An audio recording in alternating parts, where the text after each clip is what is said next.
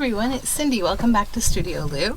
I'm here today with another of my flea market style traveler's notebook flip throughs. This one I'm just calling Once Upon a Time because it has this fun bit of words at the front. Once upon a time there was a little girl who liked finding out things for herself. And here we have this beautiful little girl walking with an umbrella and going on an adventure maybe. So this whole journal cover is collaged. We have a lovely dragonfly on the back and it has a fabric spine with a 3-hole binding. The eyelet here, there's one front and back and they are gold, and we have vintage seam binding that closes up the journal. So you just pop that to the back and give each of the strings a tug. And let's open up the journal. So you'll see the inside cover, the collage continues. Lots of fun stuff here. Then this is a bird journal card that's been cut from a vintage Dutch magazine called Flea, and it has these lovely birds. That just pops in there. And then this page is really fun, stars, gold stars. And at the bottom, this is an authentic vintage photo of these women going swimming in their clothes. These are photos from the 1930s. And then this is a fabric tag that has these leaves stitched on it and these beautiful little squirrels here from a vintage children's book. This side has a decoupage vintage napkin with these pink florals, and it's very nice and textured. And then this is a floating pocket, this green paper that has this little mouse journal card inside just hanging out.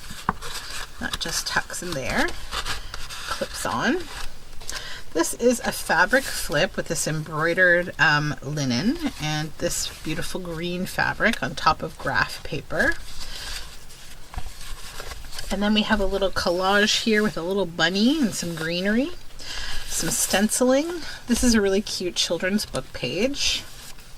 And we have a bottom pocket with these little ladybugs, and inside is a little altered envelope, and it has a fairy and some leafy botanical there, writing space on the back. And then when you open it on up, there's a journal card inside, and it's sort of a free-form shape, but I want to show you if I get a hold of it.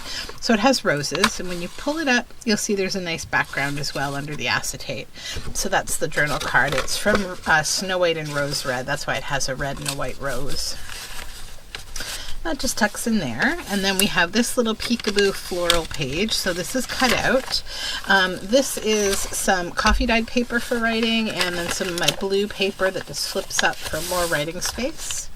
This is an altered envelope here that has all sorts of little bits and bobs in it. Tags, labels, little Richard Scarry journal cards that I've made.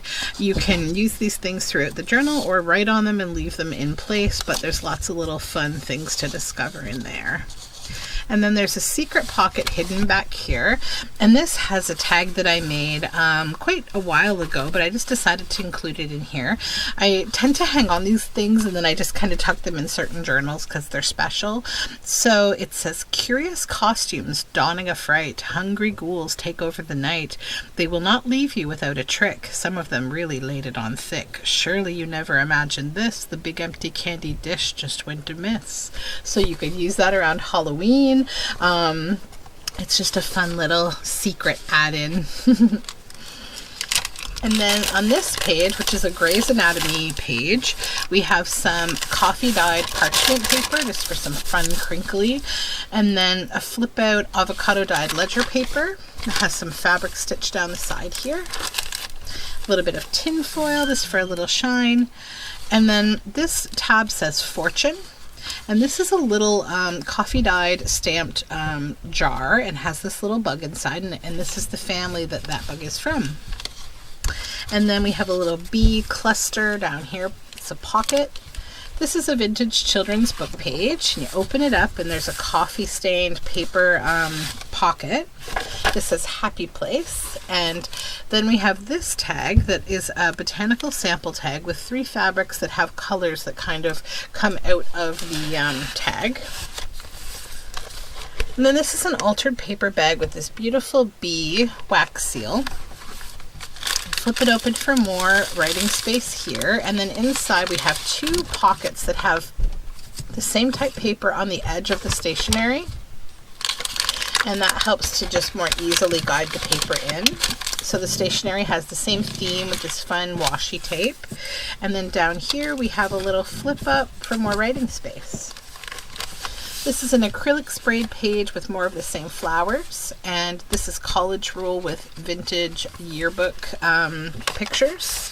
This is a journal card that I made from the girls' basketball team in this vintage 1970s yearbook. This is the Milton Escarpment. This is a greeting card with some beautiful art. And then we have this stamp of a mushroom. This is an early 1800s book page that I made a little tuck pocket out of with this beautiful family. This is a vintage photo. Poor mom got her head cut off, but when you have that many kids, it's totally understandable.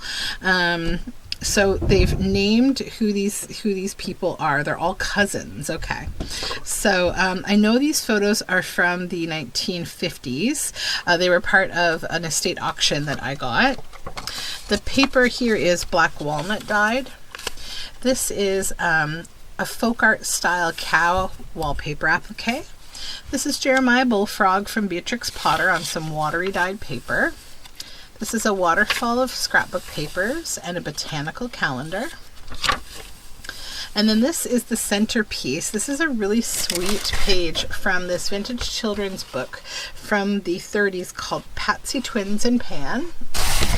And this is a crochet doily with a little red butterfly on a bulb pin. And there's the center of this Patsy Twins and Pan book. It's so cute. And another little page. More of the calendar and the wallpaper, the waterfall of pages. Then more of my watery paper with a fabric tab. This is a fabric cluster with a little 8 of hearts at the center. Fabric stamp on black walnut dyed paper. This is a pocket made from a vintage book cover. It says, "One of my wishes is that those dark trees, so old and firm they scarcely show the breeze, were not as 'twere the merest mask of gloom, but stretched away unto the edge of doom." Inside we have a children's word learning card that says again and some paint chip tabs, and these are all blank on the back for writing space. This is a botanical envelope and it just flips out. We have another mushroom here and the 6 of Swords tarot card, woodpecker collage, and inside we have this journal card made from the page of a field guide about these lovely birds. Trying to see, oh, these are brown tits. Yeah. That whole family of birds, they all look so similar. I never can differentiate the different species in the family. This is some packaging paper with these birds having a little picnic here. And this is more college rule paper with my breakup tags. So these are 70s yearbook couples, and then I purposely cut them apart and stitched them back together. You know, the tumultuousness of high school. On the back we have, this is like an editor's yearbook proof image that I made from the yearbook, and this is Carol Elizabeth Thompson. Her quote is, "No bird soars too high if he soars with his own wings." And this pops in here. And then more of the altered paper bag. It's a little side tuck with sprayed paper and this beautiful moth stationery that just tucks on in here. More of the altered paper bag, 2 brads here, and this flips up, and then we have this fun tab that's all within the same theme, and some blue writing paper. An orange piece of construction paper with this fun fabric collage and 2 tabs. And then this is avocado dyed ledger paper with a moth and some tin foil, and it says, "How does your garden grow?" This side is a pocket made from an old DIY book with a fish hanging out back there, and then a couple of field guide birds on some old paper with lace, more writing space.